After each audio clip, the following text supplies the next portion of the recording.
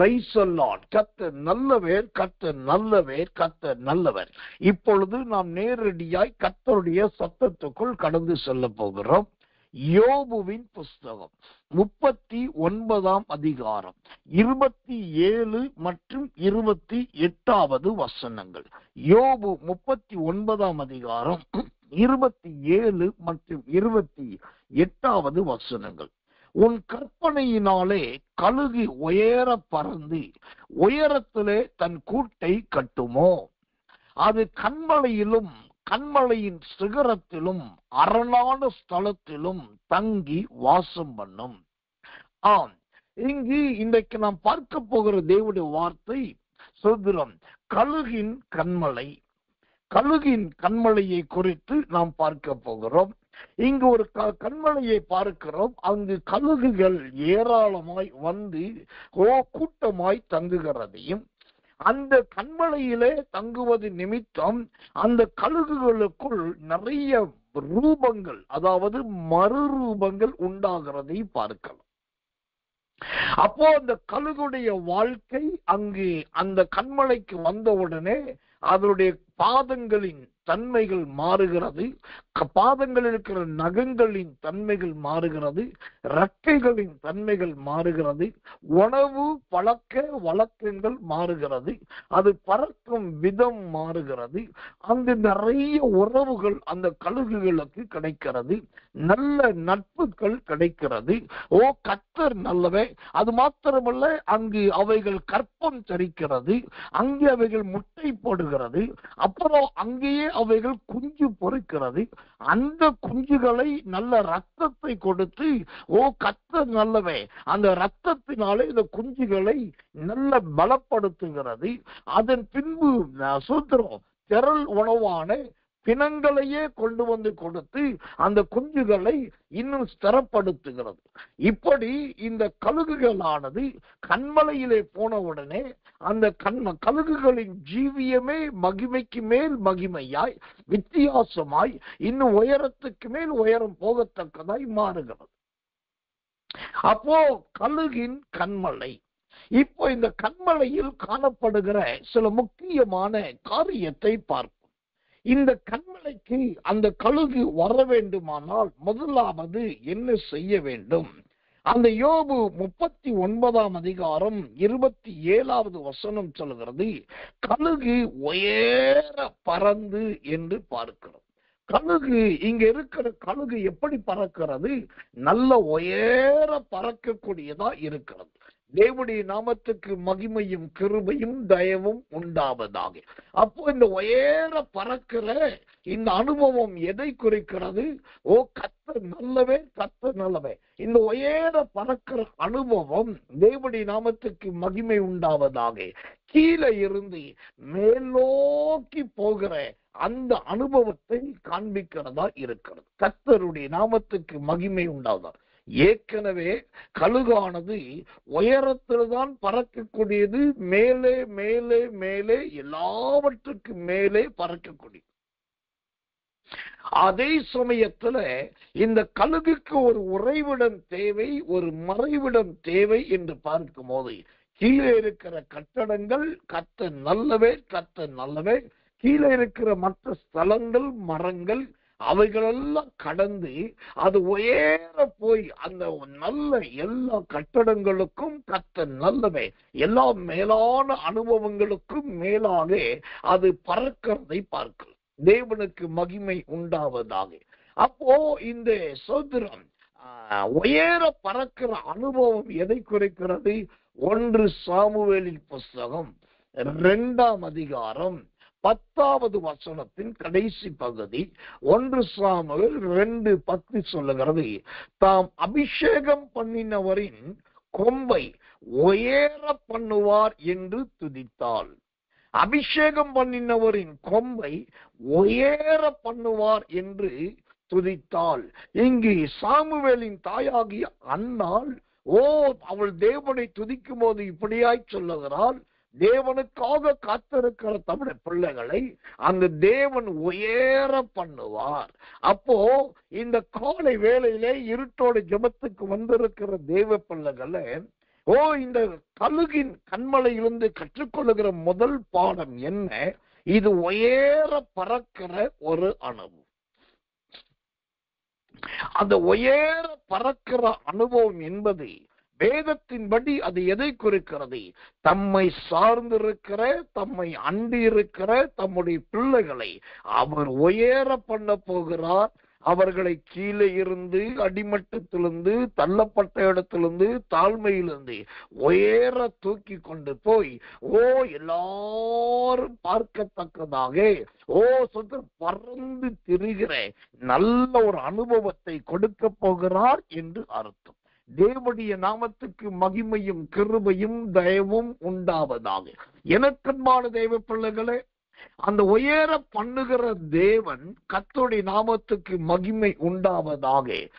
இந்த பூமியிலே இருக்கிற மனிதர்களை போல் அல்லாமல் நாம் தேவனுடைய பிள்ளைகள் என்பதற்கு ஏதுவாகத்தான் அந்த உயரத்திலே பறக்க பண்ண போகிறோம். இந்த இடத்துல ஒரு சின்ன கடுகு சாட்சினா, கடுகு எவ்வளவு சிறியதோ அவ்வளவுதான் ஒரு சிறிய சாட்சியை நான் சொல்ல வேண்டியவனா இருக்கிறேன். அது என்ன? இந்த கடுகு சாட்சி. இப்போ ஒரு போதகனாய், ஒரு மெய்ப்பனாய், அல்லது ஒரு தேவ மனுஷனாய் இந்த ஊழியத்தை நான் செய்து கொண்டிருக்கிறேன். இந்த ஊழியத்தின் மூலமா பலதரப்பட்ட கிளை ஊழியங்கள் நடக்கிறது. இந்த ஊழியத்தை தேடி பலதரப்பட்ட கழுகை போன்றவர்கள், ராஜாளி போன்றவர்கள், பருந்து போன்றவர்கள் வருகிறார்கள். இப்போ இதெல்லாம் ஒரு மாற்றம் தான் எனக்கு ஏற்பட்ட வாழ்க்கையின் மாற்றங்கள். இதெல்லாம் எப்படி நடந்தது அப்படின்னாக்கா, கண்டிப்பா நான் சொல்லுவேன், என்னுடைய நல்ல திறமை, என்னுடைய நல்ல சமயோசித ஞானம், என்னுடைய அருமையான சமயத்துக்கு ஏற்றதான புத்தி, இவைகளை வைத்துதான் நான் இந்த அளவுக்கு வந்தேன் என்று சொன்னா, இது எல்லாமே தேவனுக்கும் மனிதர்களாக உங்களுக்குமாய் பொய்யாய் போகும்.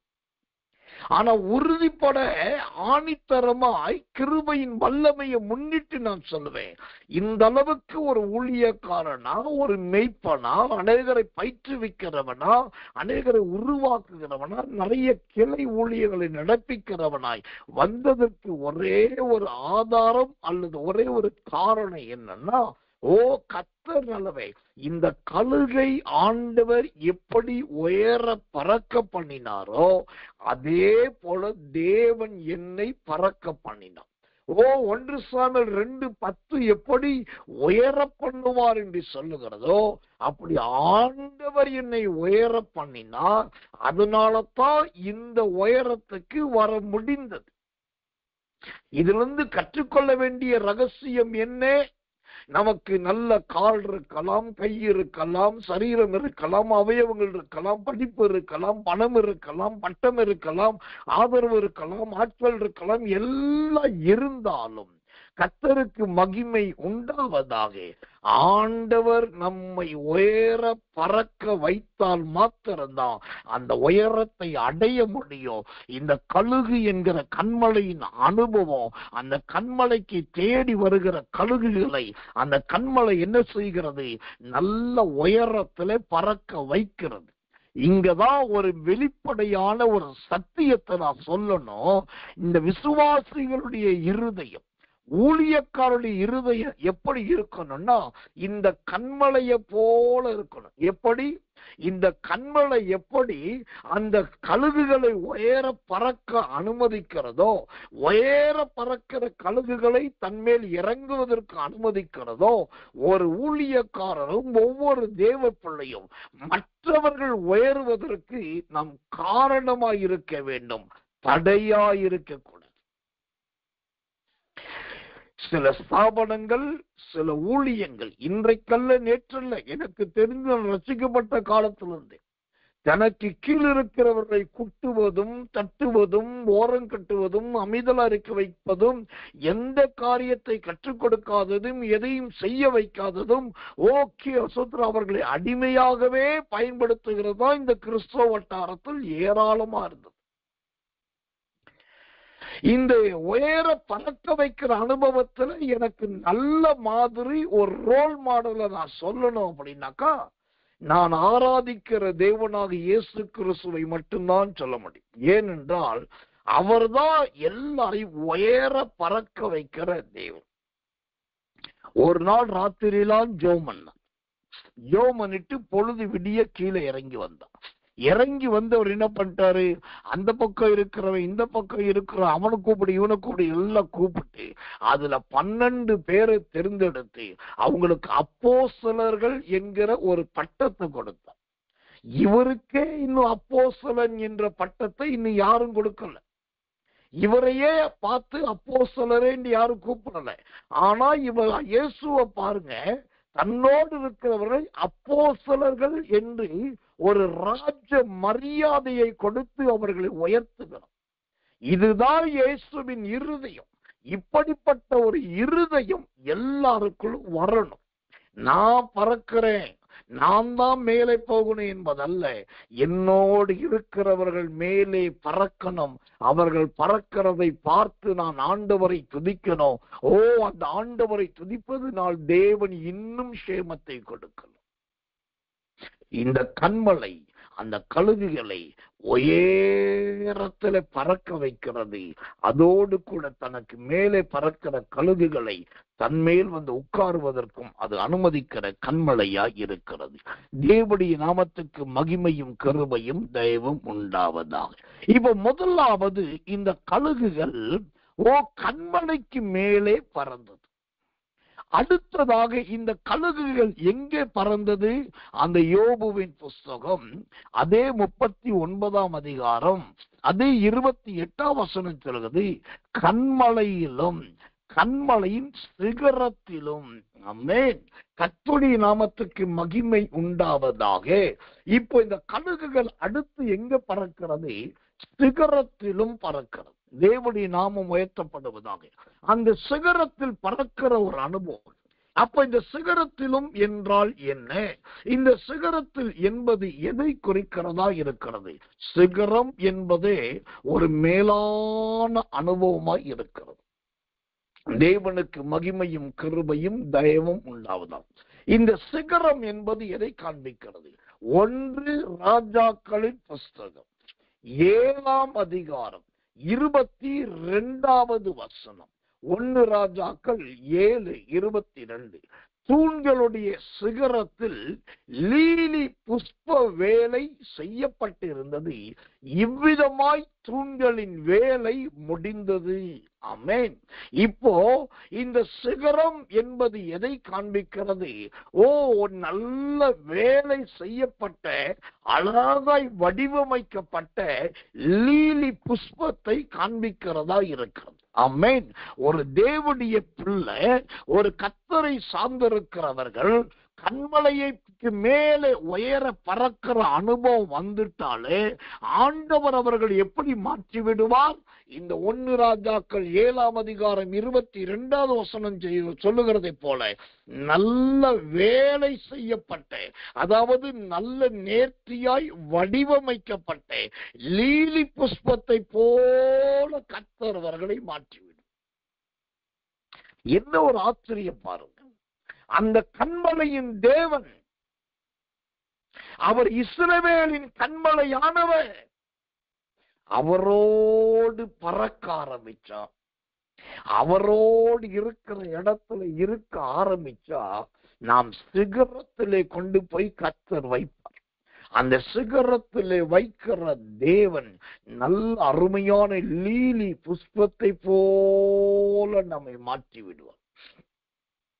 அந்த நல்ல லீலி புஷ்பம், எனக்கு அன்பான தெய்வ பிள்ளைகளே, அதுல எனக்கு ரொம்ப பிடிச்ச வார்த்தை என்னன்னாக்கா, கர்த்தர் நல்லவே, கர்த்தர் நல்லவே, கர்த்தர் நல்லவே.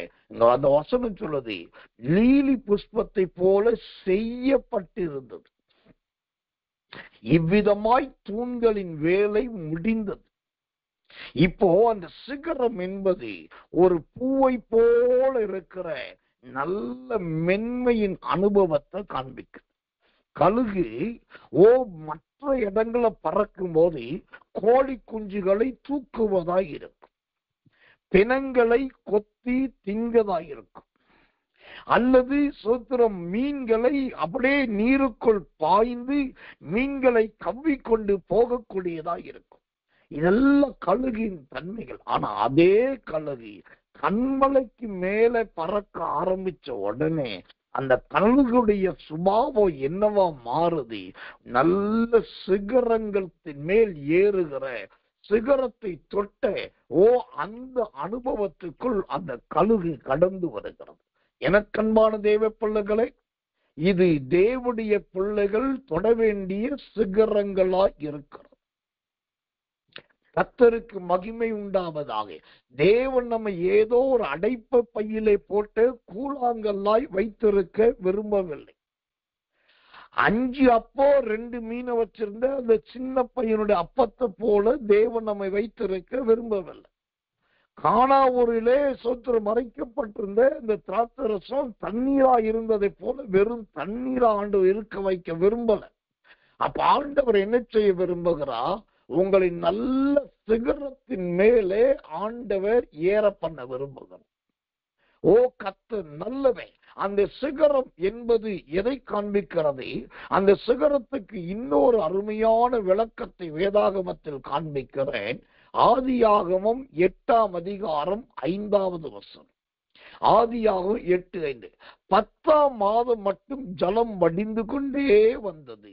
10ஆம் மாதம் முதல் தேதியிலே மலை சிகரங்கள் காணப்பட்டன. ஆமென். கர்த்தருடைய நாமத்துக்கு மகிமையும் கிருபையும் தயவும் உண்டாவதாக. அது சிகரங்கள் காணப்பட்டன. அப்ப என்ன அர்த்தம்? இந்த சிகரம் என்பது முதலாவது லீலி புஷ்பத்துக்கு போன்ற நல்ல சோத்திரம் உயரமான இடத்துல முளைக்கிற நல்ல அழகான நிறம் கொடுக்கிற அந்த பூவை போன்றதுதான் இந்த சிகரம் என்கிற அனுபவம். 2வது, இந்த சிகரம் என்பது எதை குறிக்கிறது? கர்த்தர் நல்லவே, மழை நின்று விட்டது, பூமியின் ஊற்று கண்கள் எல்லாம் அடைக்கப்பட்டு விட்டது, மழை தூறல் நின்று விட்டது, தண்ணீர் வடிய ஆரம்பித்து விட்டது என்று சொல்லி தன்னை வெளிப்படுத்துகிற விதம்தான் இந்த சிகரத்தை காண்பிக்கிறது. அப்படின்னா என்ன அர்த்தம்? பயந்து போய் விடாய்த்து போய் அங்கலாய்த்து போய் இருக்கிறவர்களுக்கு இந்த சிகரம் சொல்லுது, இவ்வளவு என்னை கவனிங்க, நான் இவ்வளவு நாள் மூடப்பட்டு இருந்தேன், தண்ணீர் என்னை மூடி இருந்தது, இப்ப தண்ணீர் எனக்கு கீழே போயிருச்சு, இதோ நான் வெளியே தெரிகிறேன், எல்லாரும் என்னை பாருங்கள், நான் இப்ப விடுதலை ஆகிவிட்டேன், சோத்திர என்னை தடை செய்கிறவர் மூடி மறைக்கிறவர் ஒருவரும் இல்லை என்று சொல்லி அந்த சிகரமானது தன்னை நல்ல நற்சாட்சியாய் காண்பித்துக் கொண்டிருக்கிறது. இந்த தேவ செய்தியை கேட்கிற எனக்கு மிகவும் பிரியமான தேவனுடைய பிள்ளைகளே, தேவனுடைய ஊழியக்காரனாய் நான் சொல்லுகிறேன். ஜலம் என்கிற போராட்டம், வாசத்திரம், பூமியின் ஊற்று கண்கள் என்கிற ரகசிய பிரச்சனைகள், கீழிருந்து பிரச்சனை, மேலிருந்து பிரச்சனை, எல்லாம் உங்களை மூடி வைத்திருக்கலாம், உங்க கிருபைகளை மறைத்து வைத்திருக்கலாம். ஆண்டவர் உங்களை சிகரமாய் எல்லாருக்கும் மேலாக வைக்க விரும்பி இருந்தோம். நீங்கள் அடைக்கப்பட்டவர்களாய், மறைக்கப்பட்டவர்களாய், மூடப்பட்டவர்களாய் இருந்தாலும் சரி, அந்த ஆதியாகமத்தின் புஸ்தகம் 8ஆம் அதிகாரம் 5வது வசனத்தின்படி எப்படி சிகரங்கள் காணப்பட்டதோ அதே போல என் ஆண்டவர் உங்களை காண பண்ண வைக்க வல்லவராயிருக்கிறார். இப்போ இந்த கழுகு கண்மலைக்கு மேலே வந்த உடனே அது கண்மலையோடு நின்று விடாமல் அடுத்தது அதை ஆண்டவர் சிகரத்துக்கு மேலே கொண்டு போய் நிறுத்துகிறார். இந்த சிகரத்துக்கு மேலே போன பின்புதான் கர்த்தர் நல்லவே, அந்த கழுகுடைய தன்மை மாறுகிறது, குணம் மாறுகிறது, கர்த்தருடைய நாமம் மகிமைப்படுவதாக, அவருடைய ஜீவியமே மாறுகிறது, ரூபமும் மாறுகிறது. அப்ப கர்த்தருடைய ஊழியக்காரனாகி நான் தேவனுடைய கிருபையை முன்னிட்டு சொல்லுவேன், உங்க குடும்பத்தில் இருக்கிறவர்களை யாராலை மாற்ற முடியல. அவங்க வணங்கா கழுத்துள்ளவர்களாய் இருக்கிறார்கள், கடினமானவர்களாய் இருக்கிறார்கள். ஐயோ, அவர்கள் எப்படி மாற்றுவது தெரியலன்னு யோசிக்கிறீங்களா? நீங்க கவலையே பட வேண்டாம், எழுதி வைத்துக் கொள்ளுங்க. ஓ, இந்த கழுகுகள் அடுத்து சிகரத்துக்கு மேலே பறக்கிறதை போல, மூடப்பட்டிருந்த சிகரங்கள் எல்லாம் வெளியே காணப்பட்டதை போல உங்க குடும்பத்தில் இருக்கிறவர்களை கர்த்தர் தொடப்போகிறார். ஓ, அவர்களுடைய நற்கிரியைகளும் நற்சாட்சியையும் நீங்கள் மீண்டும் காணப்போகிறீர்கள். உங்க வீட்டிலையும் ஒரு சிகரத்தை தேவன் ஏற்படுத்துகிறார். கர்த்தர் நல்லவர், கர்த்தர் நல்லவர், கர்த்தர் நல்லவர். ஆண்டவருடைய நாமத்துக்கு மகிமையும் கிருபையும் தயவும் மாட்சிமையும் உண்டாவதாகும். இப்போ இந்த கழுகுகள் முதலாவது கன்மலைக்கு மேலே பறந்தது. இந்த கழுகுகள் இரண்டாவது சிகரங்களுக்கு மேலே பறக்கிறது, சிகரத்துக்கு வந்து அடைந்தது. மூன்றாவது இந்த கழுகுடைய நிலைமை என்னவாய் மாறுகிறது? அந்த யோபுவின் புஸ்தகம் அதே அதிகாரம் 28வது வசனம், அதே வசனம் சொல்லுகிறது, அரணான ஸ்தலத்திலும் தங்கி வாசம் பண்ணும். ஆமென். இப்போ இந்த கழுகை முதலாவது கன்மலைக்கு வர சொன்னார், இரண்டாவது சிகரத்துக்கு வர சொன்னார். இப்ப ஆண்டவர் மூன்றாவது அந்த கழுகை எங்க கொண்டு போகிறார்? நல்ல அரணான கத்த, நல்லவே கத்த, நல்ல அரணான பாதுகாப்பான இடத்துக்கு தேவன் கொண்டு போகிறார். நல்ல அரணான ஸ்தலம், கர்த்தர் நல்லவே. அந்த அரணான ஸ்தலத்திலே கர்த்தர் கொண்டு போகிறார் என்று சொன்னால், ஓ, தேவன் அந்த கழுகின் மீது எவ்வளவு தயை வைத்திருப்பார். கர்த்தருக்கு மகிமை உண்டாதாக. அப்போ இந்த அரணான ஸ்தலம் என்றால் என்ன? அரணான ஸ்தலம் என்பது எதை காண்பிக்கிறதா இருக்கிறது? வேதத்திலே ஒரு வசனத்தை உங்களுக்கு காண்பிக்கிறேன் இந்த அரணான ஸ்தலத்தை குறித்து. ஓ, கிருபையும் தயவும் உண்டாவதாக. 1 நாளாகமத்தின் புஸ்தகம் 12ஆம் அதிகாரம் 16வது வசனம். 1 நாளாகமம் 12:16. பின்னும் பென்யமீன் புத்திரரிலும் யூதா புத்திரரிலும் சிலர் அரணான ஸ்தலத்தில் இருக்கிற தாவீதினிடத்தில் வந்தார்கள். ஆமென். அரணான ஸ்தலத்தில் இருக்கிற தாவீதினிடத்தில் வந்தார். அப்ப இந்த அரணான ஸ்தலம் என்பது எதை குறிக்கிறது? தேவனுடைய இருதயத்துக்கு பிரியமான தாவீது இருந்த இடம் ஒரு அரணான ஸ்தலம். தாவீதுக்கு அரணான ஸ்தலம்னா என்ன அர்த்தம் தெரியுமா? ஓ, சிங்க ரூபத்தை உடைய சிங்கம் போன்ற மனிதர்கள் தாவீதை சுற்றிலும் இருந்தார்கள். ஒரு பக்கத்துல சிங்கத்தின் முகஜாடையை உடைய மனிதர்கள் தாவீதுக்கு இருந்தாங்க. மறுபக்கத்துல பராக்கிரமசாலிகள் 30 பேர் தாவீதை சுற்றி இருந்தாங்க. இன்னொரு பக்கத்துல ராணுவ வீரனும் ராணுவ தலைவனும் தாவீதின் பக்கத்துல இருக்கிறான். இதையெல்லாம் அல்லாமல் 1 சாமுவேல் 17:45 படி இஸ்ரவேலுடைய ராணுவமும் இந்த தாவீதை சுற்றி இருக்குது. இப்ப கவனிக்கணும், கர்த்தருக்கு மகிமை. அரணான ஸ்தலம் என்றால் இந்த தாவீதுக்கு இருக்கிற அடைக்கலத்தை பாருங்க. சிங்க முகம் போன்றவர்கள், அப்புறம் பெருத்த பலத்த பராக்கிரமசாலிகள் 30 பேர். அந்த 30 பேர்ல விசேஷித்த 3 பராக்கிரமசாலிகள். அதற்கு பின்பு யுத்த வீரனும் சோதரம் ராணுவத்தின் தலைவனும் பக்கத்தில் இருக்கிறான், கூட இருக்கிறான். அப்புறம் இஸ்ரவேலின் ராணுவமே அவனை சூழ்ந்திருக்கிறது. இதை அல்லாமல் அந்த தேசத்து ஜனங்கள் தாவீது மேல் பரிச்சயமாயிருந்தார்கள். அப்ப ஜனங்களும் தாவீதை காக்கிறார்கள்.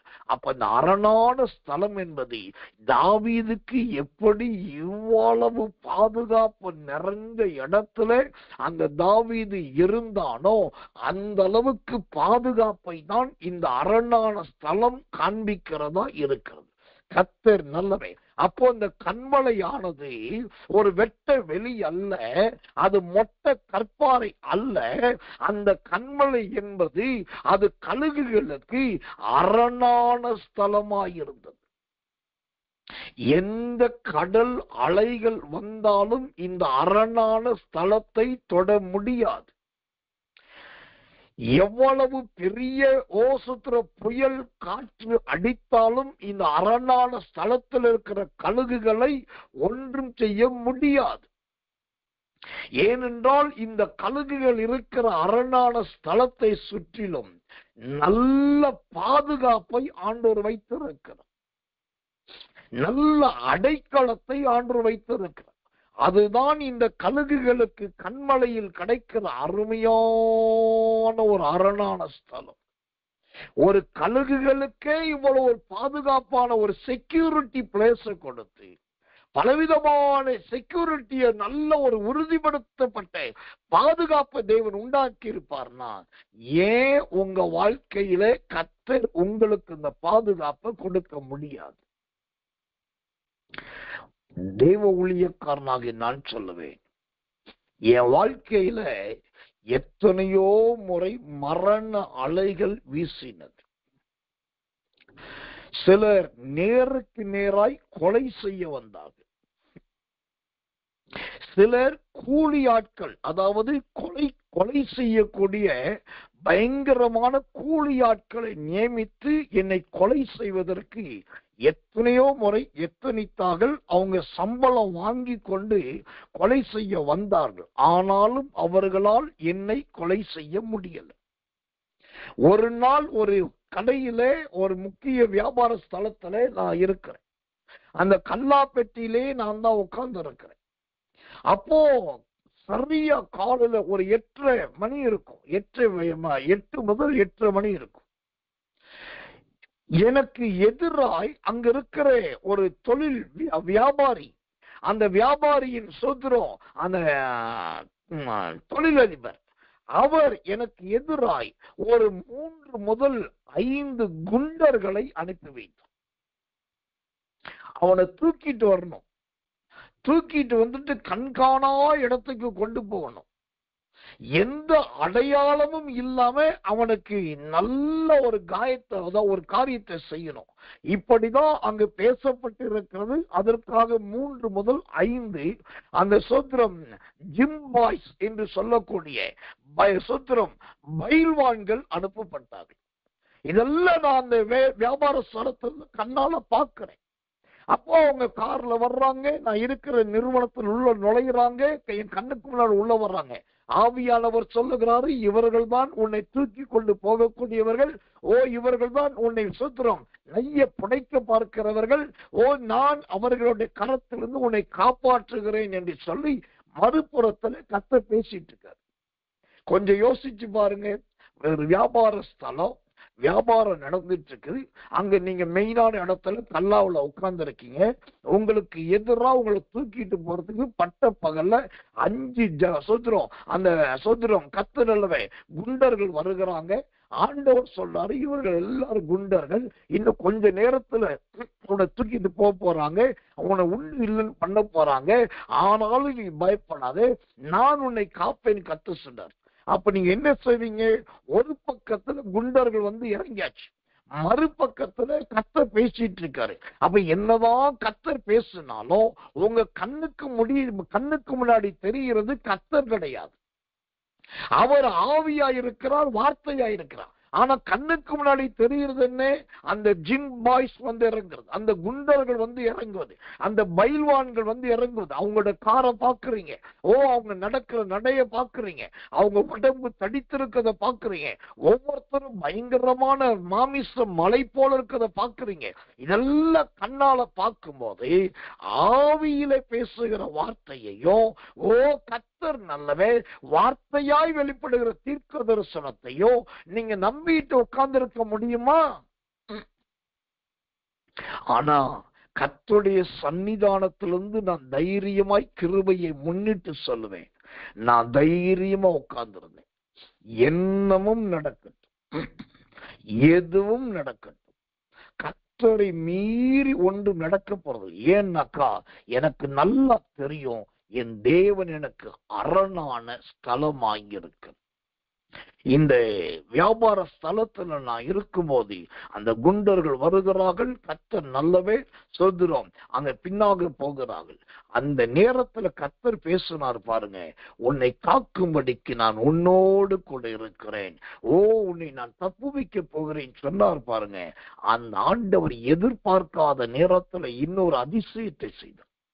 நான் இருந்த அதே பட்டணத்துல இருக்க வயது மூத்த, ரொம்ப வயது முதிர்ந்த, எல்லாராலும் போற்றப்படக்கூடிய, அந்த பட்டணம் முழுவதும் அறியப்பட்ட ஒரு மிகப்பெரிய மனுஷனை கொண்டு வந்து அந்த இடத்துல இறங்க பண்ணினார். அவர் வரும்போது அவர் கோட் ஷூட் போட்டு டிப்டாப்பா வருகிறார். கூடவே 2-3 பேர் கோட் ஷூட் போட்டு வர்றாங்க. அவங்க வந்து சொல்றாங்க, சாமுவேல் பாஸ்டர் கீழே வாங்க. சோத்திரம், நீங்க உடனே வாங்க, கார்ல ஏறுங்க. இங்க வந்து இப்படி நம்ம ஒரு மேரேஜுக்கு போகணும், அங்க நீங்க தான் மெசேஜ் கொடுக்கணும், உங்களுக்காக ஜனங்க காத்துட்டு இருக்காங்க அப்படின்னு சொல்லி ஒரு மாபெரும் வயது மூத்த முதிர்ந்த ஒரு பெரிய போதகர் வந்து எல்லாருக்கும் முன்பா என் தொழிலை நிப்பாட்டிட்டு அங்க ரிக்வஸ்ட் பண்ணி எல்லாத்தையும் மாற்று ஒரு மனுஷனை உட்கார வச்சுட்டு என்னை கூப்பிட்டுக்கிட்டு அந்த கார்ல அடுத்த செகண்ட் பறந்தாச்சு. அங்க போனா ஒரு பெரிய திருமணம் நடந்துட்டு இருக்குது.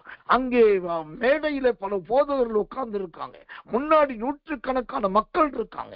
அப்ப கூப்பிட்டு போன அந்த மூத்த ஊழியர் சொல்லுகிறார், நீங்க செய்து கொடுக்கணும், இப்ப செய்து கொடுங்க. எந்த ஆயத்தமும் இல்லாமல், எந்த வசனமும் ப்ரிப்பேர் பண்ணாம அந்த திருமணத்துல கணவன் மனைவி ஜீவியத்தை குறித்து செய்திகளை கொடுத்து செய்தி கொடுத்து முடித்ததுதான் தாமதம். அந்த மண்டபத்துல இருந்த ஒரு மனுஷன் வேகமா ஓடி வந்தான். யார் என்று தெரியாது, நான் அவரை பார்த்தது கிடையாது, அவருக்கும் என்னை ஒரு காலம் தெரியாது. திடீரென்று ஓடி வந்த ஒரு சாதாரண, ஒரு ஆர்டினரி பிலீவர், ஒரு சாதாரண விசுவாசி. அவர் சொன்னார், பாஸ்டர், கர்த்தர் சொல்லுகிறார், நீங்க இந்த ஆலயத்தை விட்டு இன்றைக்கு முழுவதும் வெளியே போகக்கூடாது, இங்கேயே இருக்கும்படி கர்த்தர் சொல்லுகிறார் அப்படின்னு கத்தி சொல்லிட்டு போயிட்டார். கூட இருக்கிற எல்லாரும் பாக்குறாங்க, இது என்ன, அவன் பாட்டுக்கு வந்தா ஒரு விசுவாசி, அவன் பாட்டு கத்துறான், ஏதோ சொன்னா போயிட்டான். ஆனா எனக்கு தான் தெரியும், அவன் விசுவாசியாய் வரல, கர்த்தரால் அனுப்பப்பட்ட பறந்து காக்கிற பட்சியாகிய தூதனாய் வந்தார். தேவன் ஜீவனை காப்பாற்றினார். மீண்டும் கர்த்தர் நல்லவே, நான் அந்த தொழிலை, வியாபாரம், அந்த வேலையை விட்டு தொடர்ந்து அப்படி ஊழியத்தை செய்ய ஆரம்பித்தேன். இது இந்நாள் வரைக்கும் தேவன் பாதுகாக்கிறார். என இதுதான் கண்மலை. இந்த கழுகுகளுக்கு ஆண்டவர் வச்ச இடம் நல்ல அருமையான அரணான ஸ்தலம். ஒரு கழுகுக்கே ஒரு அரணான ஸ்தலத்தை தேவன் வச்சிருக்கார். அதுக்கு பாதுகாப்பை வச்சிருக்கார். அதை மூடுகிறார், அதை மறைக்கிறார், அதை ஒழிக்கிறார், அதை மறுரூபப்படுத்துகிறார், அதுக்கு போதனம் கொடுக்கிறார். எல்லாத்தையும் கர்த்தர் செய்கிறார்னா, இந்த காலை வேளையிலே இந்த கிருபையின் இருட்டோட ஜெபத்துக்கு வந்திருக்கிற எனக்கு மிகவும் பிரியமான தேவனுடைய ஜனமே, உங்களை ஆண்டவர் உயர்ந்த ஸ்தானத்திலே கொண்டு போய் வைக்க வல்லவராயிருக்கு. அரணான ஸ்தலத்திலே வைத்து மறைக்க அவரால் முடியும். ஷபோதி ஹந்தர பௌதியா கரா தரவலவராத்தியா ரீபலாத்தியா கத்துரபரவ ஷகக கரவரதி. அரணான ஸ்தலம், அரணான ஸ்தலம். எனக்கன்பான தேவ பிள்ளைகளே, இந்த அரணான என்பது எதை காண்பிக்கிறதா இருக்கிறது? இந்த அரணான ஸ்தலம் என்பதற்கு வேதம் கொடுக்கிற அருமையான விளக்கம் எது? நாகும் தீர்க்க தரிசனத்தின் புஸ்தகம் 1ஆம் அதிகாரம் 7வது வசனம். நாகும் 1:7. கர்த்தர் நல்லவே, இக்கட்டு நாளில் அரணான கோட்டை தம்மை நம்புகிறவர்களை அறிந்திருக்கிறார். அல்லேலூயா. இந்த அரணான ஸ்தலம் என்பது எதை காண்பிக்கிறது? நல்ல கோட்டையை காண்பிக்க. உங்களுக்கு தெரியுமா, எத்தனை பேர் நேரா பார்த்திருக்கீங்க, போயிருக்கீங்கன்னு தெரியல. தமிழ்நாட்டை சார்ந்த நிறைய கோட்டைகளை நான் போய் பார்த்திருக்கிறேன். செஞ்சியிலே போய் செஞ்சி கோட்டையை சுற்றி சுற்றி பார்த்து நிறைய ஆய்வு நடத்தி இருக்கிறேன். திருப்பரங்குன்றம் போய் திருப்பரங்குன்றத்தில் இருக்கிற கோட்டையை உய்ந்து ஆய்ந்து கவனித்திருக்கிறேன். மலைக்கோட்டையிலே மேலே போய் மலைக்கோட்டையை சுற்றி இருக்கிற அந்த விக்கிரக ஸ்தலம் அல்லாத மற்ற இடங்களை மேலும் கீழும் வலதுபுற இடதுபுறத்தில் எல்லாத்தையும் நன்றாய் கவனித்து இருக்கிறேன். இந்த கோட்டை என்பது சுற்றி வைக்கப்படுகிற அருமையான ஒரு பாதுகாப்பு. அப்போ தேவன் அரணான ஸ்தலத்துல வைக்கிறார்னா அந்த அரணானது என்பதை நல்ல பாதுகாப்பை குறிக்கிறது. இந்த பாதுகாப்பு எதற்குரிய பாதுகாப்பு தெரியுமா? உங்கள் ஆவிக்கும் பாதுகாப்பு, உங்க ஆத்மாவுக்கும் பாதுகாப்பு, உங்க சரீரத்துக்கும் பாதுகாப்பு. கர்த்தருக்கு மகிமை, கிருபை, தயை உண்டாவது. ஒன்று தெரிந்து கொள்ளுங்க, ஆண்டவர் உங்களை கழுகாய் மாற்றி கண்மலையாக அவர் மீது உங்களை வைத்துக் கொள்ள விரும்புகிறார். ஆனா அதுக்கு என்ன செய்யணும்? இந்த நாகும் 1:7 சொல்லுகிறபடி தம்மை நம்புகிறவர்களை அறிந்திருக்கு. உங்களுக்கு முதலாவது நல்ல ஒரு நம்பிக்கை வேணும். என் தேவன் என்னை உயர பறக்க பண்ணுவார் என்கிற நம்பிக்கை வேணும். என் தேவன் என்னை சிகரத்தின் மேல் ஏற பண்ணுவார் என்கிற நம்பிக்கை வேணும். என் தேவன் அரணான ஸ்தலத்திலே வைத்து என்னை மூடி மறைத்து பாதுகாப்பார் என்கிற அந்த நம்பிக்கை வேணும். அந்த நம்பிக்கையில இருந்தாக்கா தேவனுடைய ஊழியக்காரனாக நான் சொல்லுகிறேன், எந்த பொல்லாத தீங்கும் எந்த இக்கட்டும் உங்களை மேற்கொள்ளுவது இல்லை. அது உங்களை தீண்டுவதும் சீண்டுவதும் கிடையாது. இந்த கழுகுக்கு ஒரு அரணான ஸ்தலத்தை கர்த்தர் கண்மலையிலே வைத்திருக்கிறார். கர்த்தர் நல்லவர், கர்த்தர் நல்லவர், கர்த்தர் நல்லவர். தேவனுடைய நாமத்துக்கு மகிமையும் கிருபையும் தயவும் உண்டாவதாக. இப்போ இந்த கழுகுடைய 4வது கட்டத்தை பாருங்க. 4வது கட்டம் என்ன? அந்த யோபு 39ஆம் அதிகாரம் 29வது வசனம், 39:29. அங்கே இருந்து இறையை நோக்கும், அங்கே இருந்து இறையை நோக்கும் கர்த்தர் நல்லவர், கர்த்தர் நல்லவர். இதுக்கு முன்னாடி இந்த கழுகு வட்டம் அடிச்சாதான் எங்க தீனி இருக்குது, எங்க கோழி குஞ்சு இருக்குது, எங்க மீன் கிடைக்குது, எங்க பிணம் இருக்குது, எங்க ஆகாரம் இருக்குன்னு சொல்லி வட்டம் அடிச்சா மட்டும்தான் இந்த கழுகுக்கு அதெல்லாம் தெரியும். ஆனா இப்ப கண்மலைக்கு மேலே வந்த உடனே அது கர்த்தர் நல்லவர், ரொம்ப பெரிய வட்டம் அடிக்க வேண்டிய அவசியம் இல்ல. அங்கு கண்மலைக்கு மேல உட்கார்ந்துகிட்டு அல்லது அந்த கண்மலைக்கு மேல நின்னுகிட்டு அங்கிருந்து அப்படியே பார்க்குது. பார்த்தாக்கா வேதம் சொல்லுகிறதை கர்த்தர் நல்லவே இறையை நோக்குகிறது. எனக்கன்பான தேவ பிள்ளைகளே, கண்மலைக்கு வந்த உடனே அதற்கான இறையை கொடுக்கிறதும் ஆண்டவராகத்தான் இருக்கிறார். அந்த கழுகுக்கு வேண்டிய நல்ல இறையை தருகிறவரும் தேவனாகத்தான் இருக்கிறார். அப்ப என்ன அற்புதமான தேவன்! நீ மேலே வா, நீ கண்மலைக்கு வா, சுதர சிகரத்துக்கு வா, என்னுடைய அரணான ஸ்தலத்துக்கு வான்னு சொல்லிட்டு அங்க பட்டினி போட வைக்கிறவர் தேவன் அல்ல. கர்த்தருடைய நாமத்துக்கு மகிமை உண்டாவதாக. அந்த சிகரத்துக்கு போயிட்டோம் அப்படின்னா, அவருடைய அடைக்க அரணான ஸ்தலத்துக்கு போயிட்டோம் அப்படின்னாக்கா நமக்கு வேண்டிய இறையை கொடுக்கிறவர் அந்த கர்த்தர் தான். இந்த இறையை கொடுக்கிறதுக்கு குறித்து நான் உங்களை சொல்லணும்னா, அதுக்கு ஒரு சின்ன சாட்சிய உங்க விசுவாசத்துக்காக நான் சொல்லிதான் ஆகணும். என்ன சாட்சி? இறை என்பது ஒரு மனுஷனுடைய அனுதின தேவையை காண்பிக்கிறது. ஒரு தேவ பிள்ளையுடைய அனுதின தேவைக்கு பேர்தான் இறை. அப்ப அங்கிருந்து அது இறையை நோக்குது அப்படின்னா, வானத்தையும் பூமியும் உண்டாக்கின கர்த்தரிடத்திலிருந்து எனக்கு ஒத்தாசை வரும் என்று சொல்லி அது அப்படியே நோக்கி பார்த்துட்டு இருக்கு. வேலைக்காரருடைய கண்கள் எஜமானன் கையை நோக்கி இருக்குமா போல, வேலைக்காரியின் கண்கள் எஜமாட்டியின் கைகளை நோக்கி இருக்குமா போல, இப்ப இந்த கழுகின் கண்கள் கர்த்தர் இறையை கொடுப்பார் என்று நோக்கி கொண்டிருக்கு.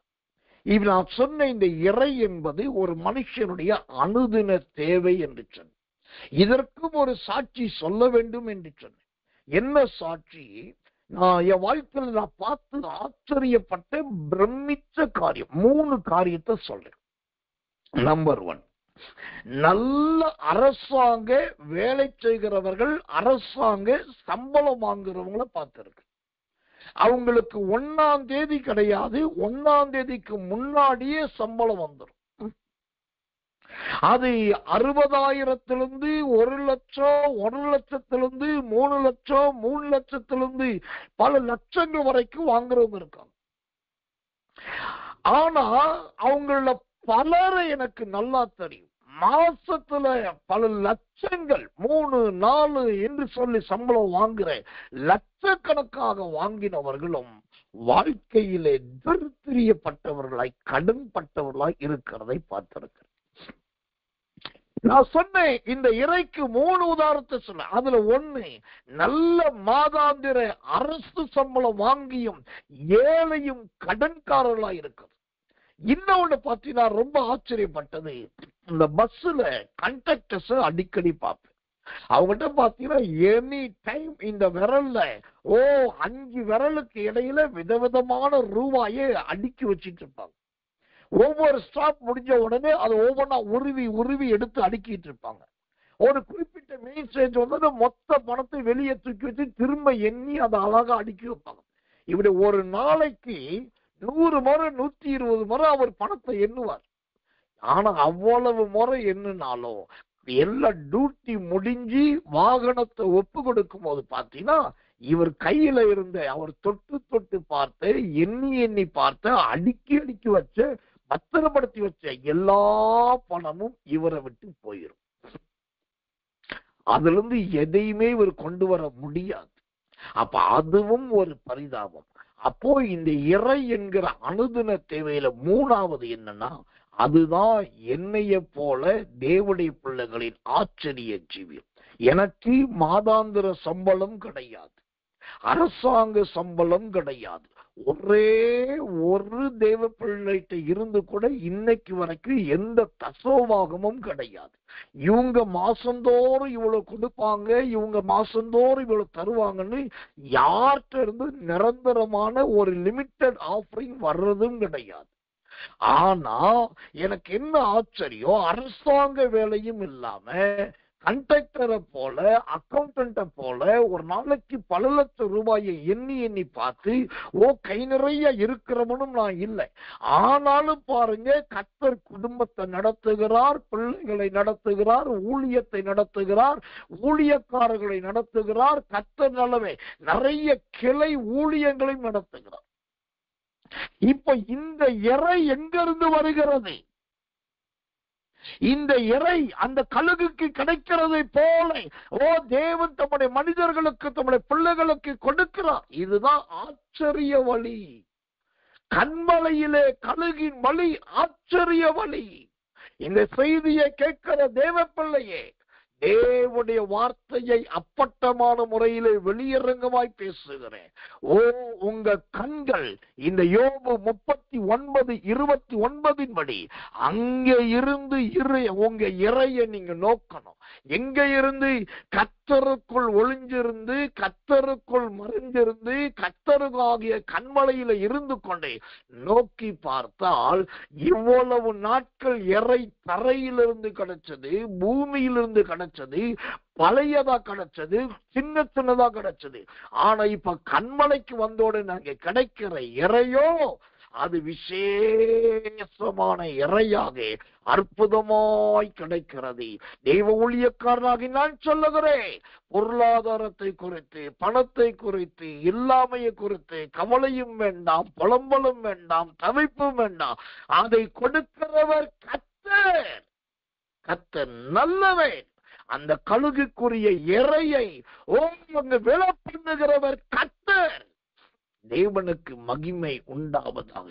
எல்லா ஊழியக்காரர்கள் எதை பெருமையா பேசுறாங்க? எலியா கேரி ஆற்றங்கரையில இருக்கும்போது காக்கா கொண்டு போய் சாப்பாடு. நான் அதுக்கு எதிரி இல்லை, அதெல்லாம் உண்மைதான். அங்க ஒரு எலியா ஜெபிக்கிறவனா இருந்தா அங்க சாப்பாடு கிடைச்சது. ஆனா இங்க கழுகுக்கு என்ன தெரியும்?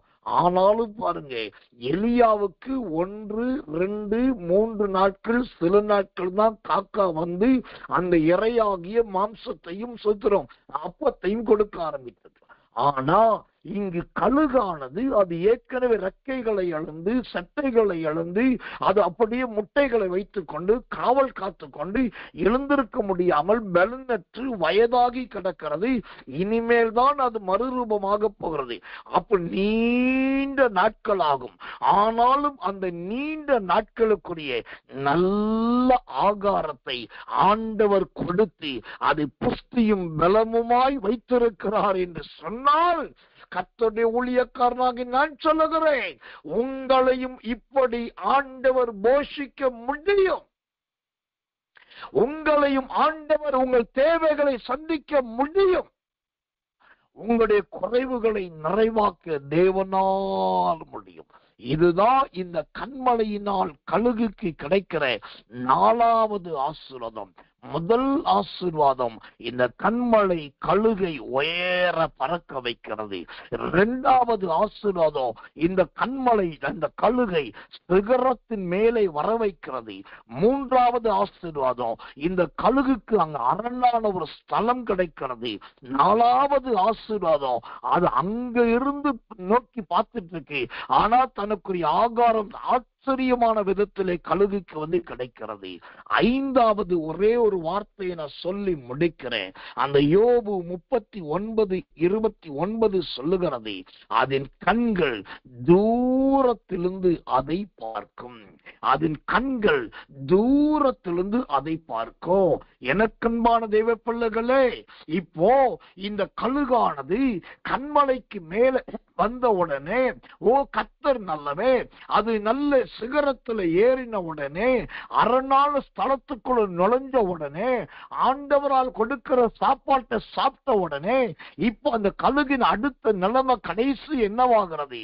அது தூரத்தில் இருக்கிறதை பார்க்கக்கூடியதாய் மாறிவிட்டது. கர்த்தருடைய நாமத்துக்கு மகிமையும் கிருபையும் தயவும் உண்டாவதாக. எனக்கன்பான தேவ பிள்ளைகளே, அந்த தூரத்தில் இருக்கிற அந்த நல்ல ஒரு ஆசீர்வாதம் உங்களுடைய கண்களுக்கு முன்பாய் அது இன்றைக்கு தரிசனத்தில் இருக்கிறது. அந்த தூரத்தில் இருக்கிறது என்பது எதை காண்பிக்கிறது? அது தரிசனத்தில் வைக்கப்பட்டிருக்கிற எதிர்கால ஆசீர்வாதம். அதுதான் அந்த தூரத்தை காண்பிக்கிறது.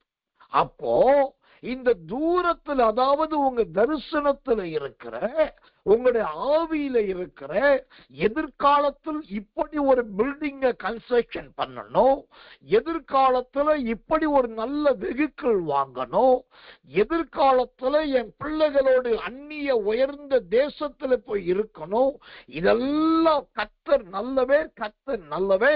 அது உங்களுடைய நோக்கம் அல்லவா? உங்களுடைய சோத்திரம் எதிர்கால திட்டம் அல்லவா? அதுதான் தூரத்திலிருந்து பார்க்கிறது. ஆனா எழுதி வைத்துக் கொள்ளுங்கள், ஓ கர்த்தர் நல்லவே, அந்த தூரத்தில் தரிசனத்தை கூட தேவன் அறிந்திருக்கிறார். சங்கீதங்களின் புஸ்தகம் 139 சங்கீதம் 2வது வசனம். சங்கீதம் 139:2, என் உட்காருதலையும் என் எழுந்திருக்குதலையும் நீர் அறிந்திருக்கிறீர், என் நினைவுகளை தூரத்திலிருந்து அறிகிறீர். அல்லேலூயா, தூரத்திலிருந்து அறிகிறீர். எனக்கன்பான தேவ பிள்ளைகளே, உங்களுடைய இருதயத்தின் ஓட்டம் என்ன, மனதின் விருப்பம் என்ன, உங்களுக்கு என்ன தேவை, எதிர்காலத்தில் நீங்க எப்படி இருக்கணும், உங்க ஜீவி எப்படி உயர்த்தப்படணும், யாரோடு உங்களை இணைக்கணும், எந்த இடத்துல வச்சு பார்க்கணும், இது எல்லாமே ஆண்டவருக்கு ரொம்ப நல்லா தெரியும். இதுல ஒரு குடும்பத்துக்கு சாப்பாடு எங்க இருந்து வந்தது தெரியுமா? அந்த குடும்பத்து சாப்பாடே தூரத்திலிருந்து தான் வந்துச்சோம். அங்க எங்கேயோ சாப்பாடு செஞ்சு அந்த சாப்பாடு தூரத்திலிருந்து வந்தது. வாசிக்கிறேன் நீதிமொழிகளின் புஸ்தகம் 31 அதிகாரம் 14வது வசனம். நீதிமொழிகள் 31:14. அவள் வியாபார கப்பல்களை போல் இருக்கிறாள், தூரத்திலிருந்து தன் ஆகாரத்தை கொண்டு வருகிறாள். அல்லேலூயா. இந்த புத்தியுள்ள ஸ்திரீ தன் புருஷனுக்கும் தன் வீட்டாருக்கும் தன்னுடைய வேலைக்காரருக்கும் சாப்பாடு கொண்டு வர்ற. அவ கொண்டு வர்ற சாப்பாடு எப்படிப்பட்ட சாப்பாடு தெரியுமா? தூரத்திலிருந்து கொண்டு வர சாப்பாடு. ஆனா ஆச்சரியத்தை பாருங்க, தூரத்திலிருந்து அந்த சாப்பாட்டை கொண்டு வந்தாலும் அந்த சாப்பாடு கீழே கொட்டி போகல, அந்த சாப்பாடு எதுவும் கெட்டு போகல, அந்த சாப்பாடு சொத்து இன்னும் புசிக்கத்தக்கதாகவே இருக்கிறது. அப்போ தூரத்தில் பார்க்கக்கூடிய தரிசனத்தின் கண்கள் தேவ பிள்ளைகளாகி நமக்கு தேவை. இந்த தூரத்தில் பார்க்கிற அனுபவம் எதை காண்பிக்கிறது? நீடிய பொறுமையை காண்பிக்கிறது. ஆம், நீடிய பொறுமையா இருந்தா மட்டும்தான் அந்த தூர தரிசனத்தை அடைய முடியும். ஆபிரகாமை போல 25 வருஷமும் ஆகலாம், 75 வருஷமும் ஆகலாம். ஆனாலும் அதுல கொஞ்சம் பொறுமையா இருந்தோம்னா அந்த தூரத்தில் இருக்கிறதை பார்க்கிற ஒரு பாக்கியத்தை ஆண்டவர் கொடுப்பார். இயேசுவுக்கு எருசலேமின் தேவாலயமே தூரமா தான் இருந்துச்சு. அவர் ஊழியம் செய்யற இடத்துல அவர் போக விடாம அல்லது ஊழியம் செய்ய விடாம பிதாவின் சித்தத்தை நிறைவேற்ற விடாம தடுத்தாங்க. ஆனாலும் அந்த தூர தரிசனத்தை அவர் முழு உலகத்தின் பாவத்தை சுமந்து தீர்க்க வேண்டும் என்கிற அந்த தரிசனத்தை அவர் பார்த்து கொண்டே இருந்தார். அதை பிதா நிறைவேற்றினார். அப்படியானால் உங்களுடைய தூர தரிசனத்தை, தூர சொப்பனத்தை, தூர எதிர்கால திட்டத்தை ஆண்டவர் அறிந்திருக்கிறார். அதை கண்டிப்பாய் கர்த்தர் வாய்க்க பண்ணுவா. இன்னொரு நிலம் வாங்கலாமா? அந்த நிலம் வாங்கி பிள்ளைகள் நல்லா இருக்கும் போதே அவங்கள வச்சு ஒரு வீடு கட்டலாமா என்று தானே யோசிக்கிறீங்க. நீங்க நிலம் மட்டும் வாங்குவது அல்ல, இசைவனிப்பான ஒரு கட்டடத்தையே கட்டி முடிக்கும் தேவன் உங்களுக்கு உதவி செய்ய போகிறார். இதுதான் அந்த தூரத்தின் பார்க்கிற பார்வை, தூரத்தின் தரிசனம். அந்த தூர பார்வையுடையவர்களாக இருங்க, தூர தரிசனம் உடையவர்களாக இருங்க. ஆண்டவர் உங்களுக்கு அதை கண்டிப்பாய் வாய்க்க பண்ணுவார். தேவனது நிச்சயமாய் கைகொடி வர பண்ணுவார். பழைய ஏற்பாட்டு பரிசுத்தவான்கள் தூரத்தில் இருக்கிறவர்களை கண்டும் சோத்திரம் அவைகள் மீது பற்று வைக்காமல் தனக்கு நியமிக்கப்பட்ட பாதையில ஓடினார்கள். அவர்களுக்கு கொடுக்கப்பட்ட எல்லா தரிசனங்களும் எல்லா வார்த்தைகளும் அப்படியே நடந்தது, அப்படியே நிறைவேறினது. அவர்களுடைய சாட்சிகளை இன்றைக்கு வேதத்திலிருந்து நாம் படித்துக் கொண்டிருக்கிறோம். உங்களுக்கும் அந்த தூர திட்டங்களை நிறைவேற்றுவார். கர்த்தர் நல்லவர், கர்த்தர் நல்லவர், கர்த்தர் நல்லவர். இந்த கழுகின் கண்மலை இன்னைக்கு நமக்கு நல்ல ஒரு பாடத்தை, அருமையான ஒரு சத்தியத்தை, தெளிவான ஒரு வெளிப்பாடுகளை கொடுத்திருக்கிறது. இந்த செய்திகளை திரும்ப திரும்ப திரும்ப போட்டு கேளுங்க. ஆண்டவரே எனக்கும் இந்த பாக்கியத்தை தாரும் என்று கேளுங்க. இந்த யோபு 39 அதிகாரம் 27, 28, 29 இந்த 3 வசனத்தின்படி உங்களையும் ஆண்டவர் கழுகும் கண்மலையுமாய் மாற்றுவாராக. எல்லாரும் கண்களை மூடி, ஆண்டவரே இந்த கழுகின் கண்மலையை போல என்னை மாற்றும். அந்த கழுகு எப்படி உயர கொண்டு போனீரோ இன்னையும் உயர பறக்கவையும் என்று சொல்லி ஒப்பு கொடுத்து கண்களை மூடி எல்லா கர்த்தரை ஸ்தோத்திரம் பண்ணுவோம். இயேசுவின் நாமத்தினாலே நாம் ஜெபிப்போம். அன்புள்ள நல்ல பரம பிதாவே, நல்ல அருமையான இந்த காலை வேலைக்காக நன்றியோடு உம்மை துதிக்கிறோம், ஸ்தோத்திரிக்கிறோம். கழுகின் கண்மலை என்று சொல்லி கர்த்தர் கிருபையான ஒரு சத்தியத்தை, அருமையான ஒரு கண்மலையை காண்பித்து அந்த கழுகு அடைகிற 5 கட்டங்களை தேவன் எங்களுக்கு விளங்க காட்டினதற்காக ஸ்தோத்திரம். ஏற்ற ஓமைகளோடும் உபமானங்களோடும் ஆண்டவர் ஒப்புமைப்படுத்தி ஆண்டவரை வெளிப்படுத்தினதற்காக நன்றி. இந்த அபிஷேகிக்கப்பட்டு ஆசீர்வாதமான நல் வார்த்தைகள் ஒன்றாகலும் தரையிலே விழுந்து போகாமல் இவர்கள் தலை மீது ஆம் என்றும் ஆமேன் என்றும் பலிப்பதாகி ஆம் என்றும் ஆமேன் என்றும் நிறைவேறுவதாக, ஆம் என்றும் ஆமேன் என்றும் சம்பவிப்பதாக. இவர்கள் உயர பறக்கிற அனுபவத்தை அடையட்டும், சிகரத்தில் ஏறுகிற அனுபவத்தை அடையட்டும், அரணான ஸ்தலத்திலே உள்ளே நுழையட்டும். இவர்களுக்கு ஒரு இறை என்கிற தேவைகள் தேவனால் சந்திக்கப்படட்டும். தூரத்திலிருந்து பார்க்கிற அந்த பரம தரிசனம் உங்களுடைய பிள்ளைகளுக்கு உண்டாவதாக. இந்த நாள் முழுவதும் உங்களுடைய பிள்ளைகள் போக்கு வரத்து முயற்சி வேலை பிரயாசம் எல்லாவற்றிலும் கர்த்தர் கூட இருப்பீராக. நீரே நடத்தும், காரியங்கள் கைக்கூடி வரட்டும். தாழ்த்தி ஒப்புவிக்கிறோம். இயேசுவின் ரத்தம் ஜெயம். இயேசுவின் நாமத்தில் ஜெபிக்கிறோம் நல்ல பிதாவே. ஆமென், ஆமென், ஆமென்.